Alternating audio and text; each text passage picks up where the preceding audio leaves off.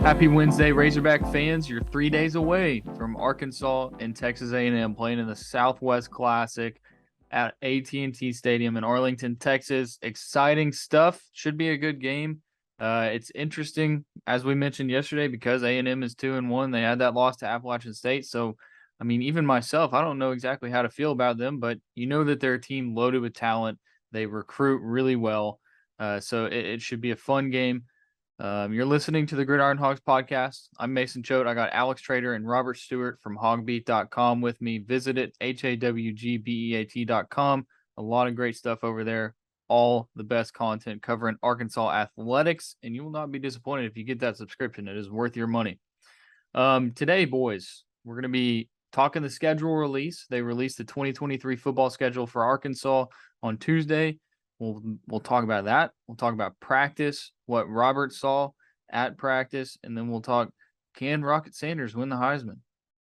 I mean, he's got a great start to the season, but we'll talk about what he's on pace for compared to the last two running backs who won the Heisman, it was Derrick Henry and Mark Ingram. So we'll hit that, talk about that. It's going to be a fun conversation. We got some numbers that we're going to throw at you. So first, before we talk schedule release, Robert, what'd you see at practice on Tuesday? Well, let me pull up my secondary depth chart because I figured that was the most important thing to watch for. Worth noting that Latavius Brini was not on the field during the fastball period of practice, but he was at practice.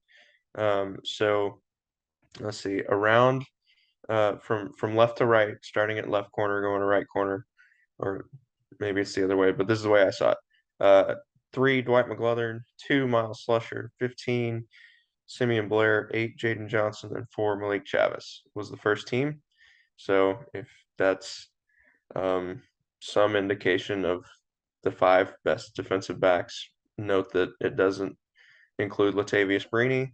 I would think that Brini's going to be one of the 5 best. I think that it was a precautionary thing. We know he's still nursing somewhat of an ankle, so and we also know that fastball doesn't mean anything. So, but I'm sorry, keep going. Right. No, I'm with you there. Worth noting that Brini was not involved in those drills, but was involved in every other drill. I saw Landon Jackson taking reps on the first team defensive line on the inside at defensive tackle. So thought that was noteworthy. Also on the defensive line, didn't put this on the board, but Jashad Stewart is back at practice, fully participating. So there was that. Wait, do you have the full defensive line? I don't. Oh, interesting. Do you recall who Landon Jackson was in place of? I think it was him and Isaiah Nichols on the inside, and then it was Jordan Dominic and Zach Williams on the outside. And just wait. So Eric Gregory? Yeah, Eric Gregory, Jordan Dominic. Wait, so Jashad Stewart was on the second team? Yeah. Oh, okay. That I was confused for a second. Okay, that makes sense. That checks out. Okay, go ahead. Yeah.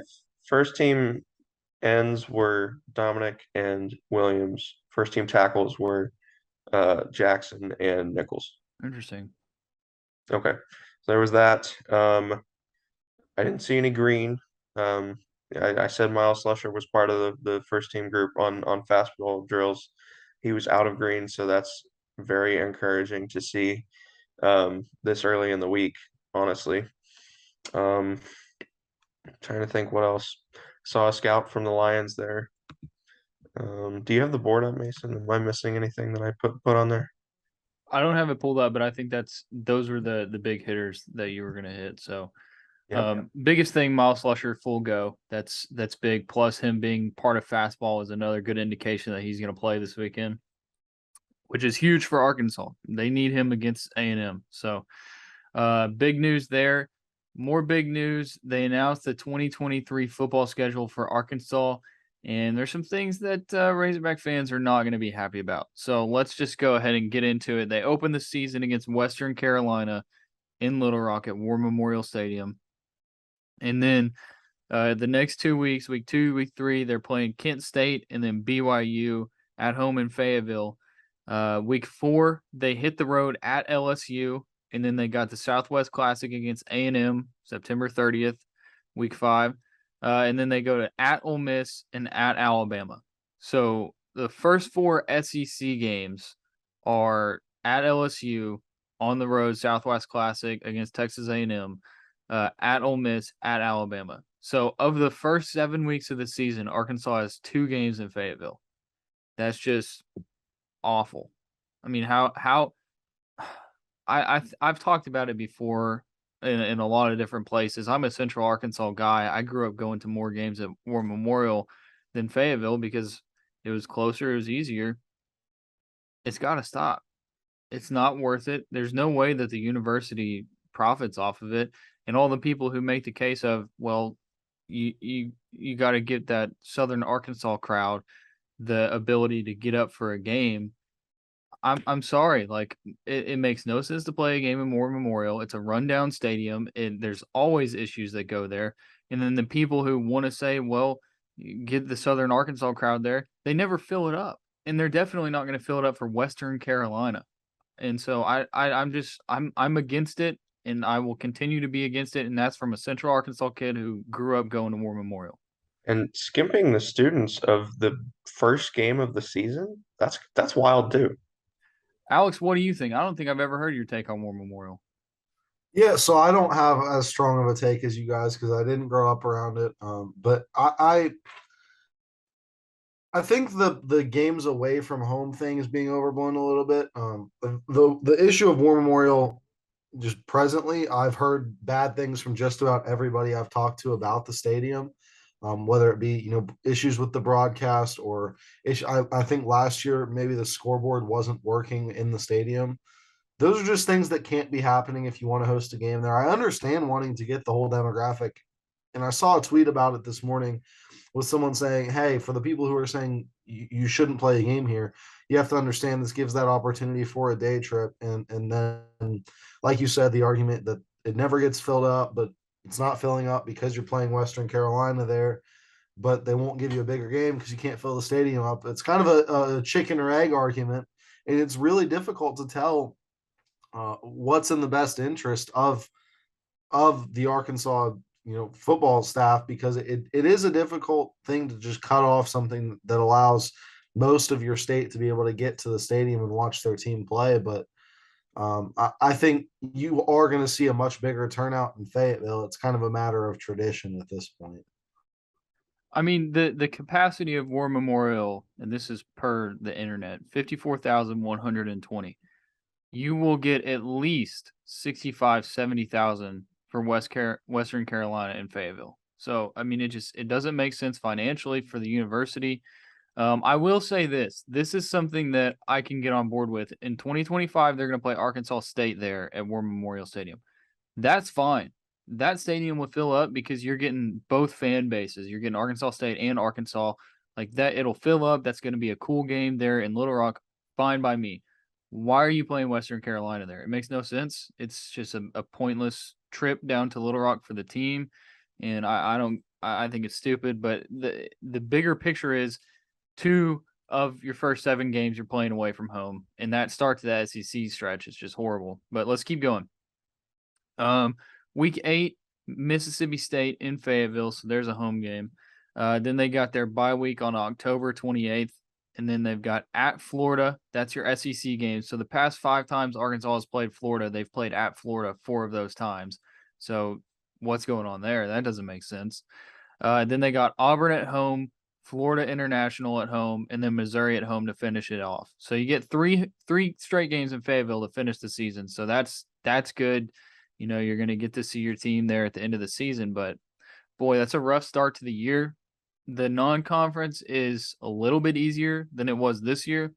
You're looking at Western Carolina, Kent State, BYU, and Florida International rather than Liberty, Cincinnati, BYU, and Missouri State, who might have been the toughest team Arkansas's played this far. So Right, and it'll be BYU at home next year rather than on the road.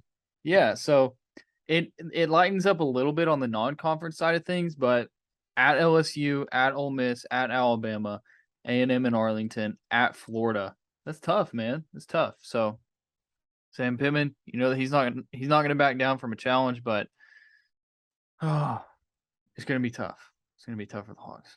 But that's your 2023 football schedule. If you want to read more about that, go to HawgBeat.com and check it out there.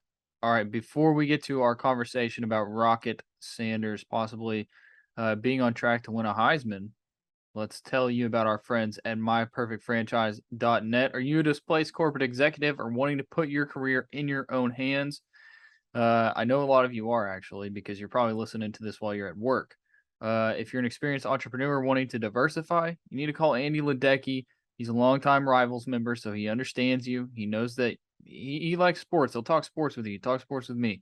And he's a franchise veteran as well, having owned multiple franchises and businesses.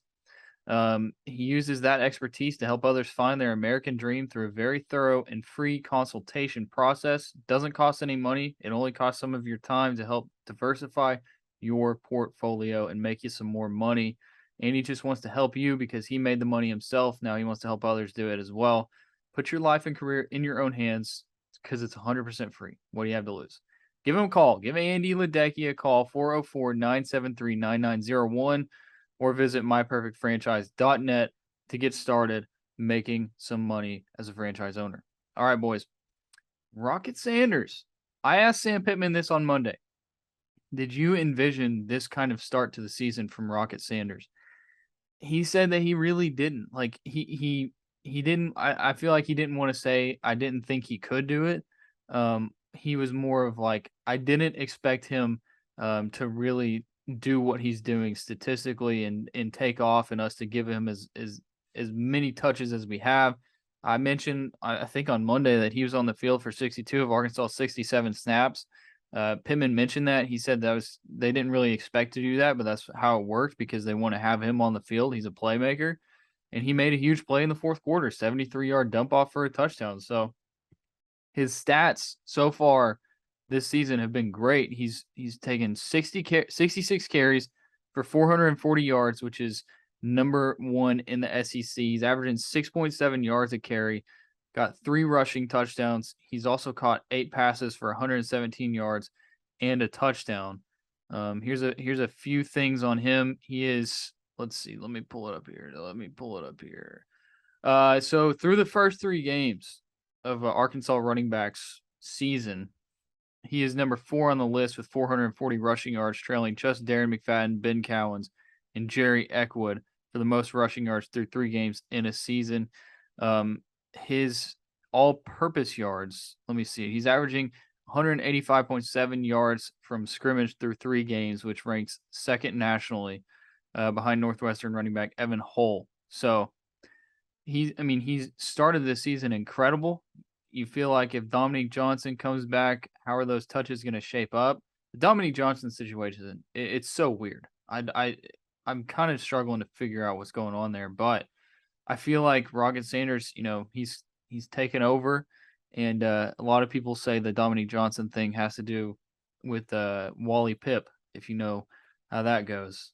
Do you guys know the Wally Pipp story? Okay. Robert, do you? You're a baseball guy. You should know. I I don't. I'm You sorry. don't know the Wally Pipp story, Robert? I know the name. I don't know the story. So Wally Pipp is basically famous because he lost his job to Lou Gehrig, and then he didn't play a game for like 20-something years or something like that. And Wally Pipp, I think he was like really good, and then lost his job to Lou Gehrig, and then didn't play. And I feel that might be what's happening with Dominique Johnson, don't you think? Yeah, I mean, we've talked all September long about how there's no need to rush Dominique Johnson back into action, and we continue to be proven right by the incredible play of Rocket Sanders. I mean, like you said, it is weird with Dom right now. I don't know what to think about it, but even when he did, I mean, it sounds like it's up to him when he wants to play at this point, right? So like, even when he decides that he's ready to play, how many touches is he going to get? Because you just can't take those away from Rocket right now. Yeah, it's a weird situation because we knew last year how much Sam Pittman really liked Dominique Johnson, and he really wanted him to get more touches every game. I feel like after every game it was we got to get 20 more touches. But now it's like Pittman has said for 2 weeks now he feels healthy. It's almost like it's been Dominique Johnson's decision to play every game, and Dominique Johnson has decided not to play. I mean, I don't know. Alex, what do you think? Yeah, it is strange.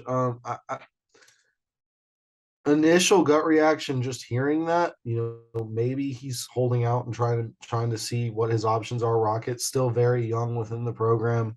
It might be going to the NFL sooner rather than later, but maybe he doesn't want to burn that extra year if he doesn't have to, unless his team really, really needs him. That's just my gut reaction. I don't have any insight on that, but it is strange. You don't want to see a guy get wally pipped, especially someone like Dom Johnson, who was out there dominating for your team last year. And I still think he probably has that juice in him. I mean, he was able to go out and really just take over games. To say that just went away doesn't make a whole lot of sense to me. I If it's not the staff's decision and it is his decision, maybe he just doesn't feel comfortable. I know a lot of times after injuries, guys will come back and be a little bit more apprehensive about when and where they do their thing. And if that's the case, then that could be a lingering problem for Johnson going forward. Yeah, I don't know. It's been so weird, especially with Pittman saying that he's been cleared and it's really up to him. So, Robert, I mentioned the stats that Rocket Sanders has to this point. What is he on pace for? You did the math. I did do the math. Okay, so rushing alone right now, he's on pace for 264 carries, 1,760 yards rushing, and 12 touchdowns. So one rushing score per game. Tack on 32 receptions for 468 yards and 4 receiving touchdowns.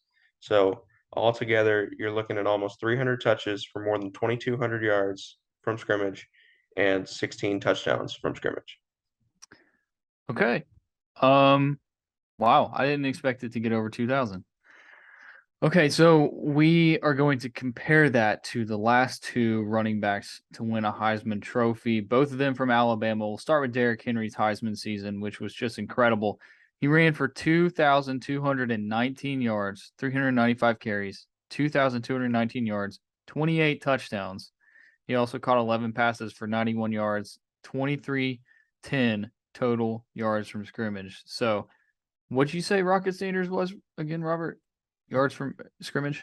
He's on pace for 2,228 yards per scrimmage. So your yards from scrimmage, and the schedule is simply not going to get any easier for Arkansas. So No. that seems like a tough pace to maintain. It does. Also the touchdowns. You mentioned 16 touchdowns. Derrick Henry had 28 rushing touchdowns alone. So his season was just incredible. But you look back to Mark Ingram, who prior to Derrick Henry was the last running back to win a Heisman. Mark Ingram's Heisman season, he ran for 1,658 yards, had 17 touchdowns. He also had 334 yards, receiving for 3 touchdowns. Total 1,992 yards, 20 touchdowns. So that is closer to what Rocket Sanders could do. But Alex, you made a good point about Arkansas might have to be a playoff team for him to be considered a Heisman winner. And also you got to think about the other quarterbacks because it's really just a quarterback's award at this point. Yeah, and especially when you have such a strong crop of quarterbacks. I mean, Bryce Young hasn't necessarily looked the part through the 3 games this season, but you've got a guy up in Columbus, Ohio, and CJ Stroud that's making waves. They put up 70 points this week. It's tough to look past that. You've got other quarterbacks. Caleb Williams out in USC. I haven't been able to catch much of their play, but he's putting up numbers. Quinn Ewers is hurt, so he's probably out of the award. But he, with his game against Alabama, had himself in the mix as well. Stetson Bennett, even someone who none of us really thought. I mean, at least speaking for myself, I didn't think he could throw the ball the way he's throwing the ball. I didn't think he could play the way he's playing. Whether he won a national championship or not, he's really stepped up his play and it has himself in Heisman contention. So there's a really impressive group of quarterbacks that you're looking at. As far as I'm concerned, as good of a season as he's having, if Arkansas doesn't take care of business or at least keep it, within a overtime game or a 3-point game against Alabama in Fayetteville on October 1st, with Rocket Sanders being the driving force in that, I don't see much of a chance for him to bring home the Heisman just because that's the biggest stage Arkansas will have all year. And he has to take advantage of it. I think that that's a good point you made there. If Rocket Sanders wants to win the Heisman, which of course he wants to win it, but if he's going to, he's got to have that Heisman moment against Alabama, right? At home, Arkansas, they have to, it has to be a competitive game. They have to be in the game, and he has to have a Heisman moment. I think that 73-yard dump off for a touchdown against Missouri State, he has to have a moment like that. He shed a couple tackles and just ran faster than the defense. Can he do that? I think back to last year. Remember that Treylon Burks touchdown where he kind of caught a 50-50 ball and then cut it over to the other side of the field and just outran the Alabama defenders? Rocket Sanders, he's going to have a play like that. Now, he's probably not going to go up and catch a 50-50 ball. He did catch a really, really, really nice touchdown against Alabama last year. It was a very, very good touchdown. But, yeah, I agree with you there, Alex. That's something else you got to consider is what is his Heisman moment going to be? And it's probably got to come against Alabama because, as you mentioned, that's the biggest stage.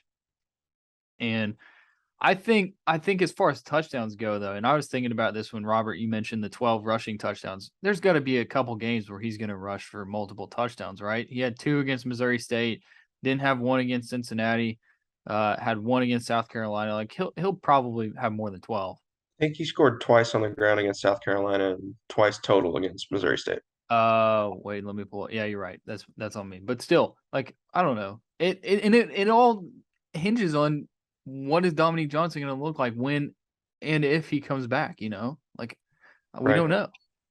Yeah, I mean, you say that he'll probably score multiple touchdowns in games going forward. Yes, but at the same time, how many times will he not score? I would think those would offset each other. Yeah. Plus, I mean, heck, KJ Jefferson, I mean, he's still got he was a dark horse Heisman guy. He's having a good season as well. Maybe he's got a shot. I feel like Rocket Sanders, I don't know. I mean, there's a case to be made for KJ Jefferson as well. There's even a case to be made for Drew Sanders. So it's interesting. Arkansas, they got the stats through 3 games, but as Alex kind of hit it, they're gonna have to keep winning games if they want anybody to win a Heisman. And I'm sure they're not going out there trying to win a Heisman with their stats every game, but it's a cool thing to talk about. And I think that Rocket Sanders, if he stays at this pace, maybe does a little bit better every game. A few games he gets better stats than he does. Other games, there's a chance. But those other quarterbacks, C.J. Stroud, Bryce Young, Caleb Williams, like all those guys, it's going to be tough to beat a quarterback for a Heisman in the way college football is nowadays. So, all right, boys, anything else to add? I don't think we have anything else to add for this episode.